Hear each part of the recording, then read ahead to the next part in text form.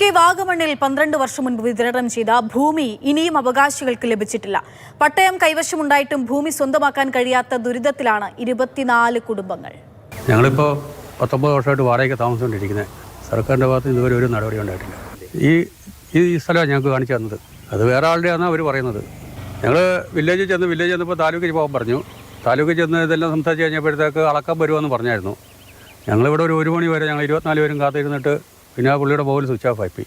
വാഗമൺ കുന്നുംപുറത്ത് കരോട്ട് സാബു ഉൾപ്പെടെ 24 കുടുംബങ്ങളാണ് ഭൂമിക്കായി കാത്തിരിക്കുന്നത്. 2014 ഫെബ്രുവരി 21 ഇടുക്കിയിൽ നടന്ന ജനസമ്പർക്ക പരിപാടിയിൽ വെച്ചാണ് അന്നത്തെ മുഖ്യമന്ത്രി ഉമ്മൻചാണ്ടി 3 സെന്റ് ഭൂമി വീതം നൽകിയത്.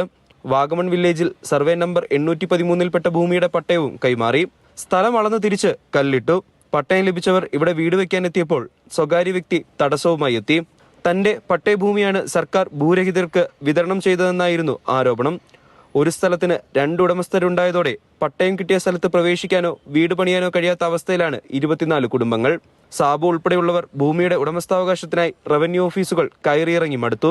പട്ടയം കിട്ടി 12 വർഷമായിട്ടും ഭൂമി ലഭിക്കാത്തതിനെ തുടർന്ന് കോടതിയെ സമീപിക്കാനൊരുങ്ങുകയാണിവർ.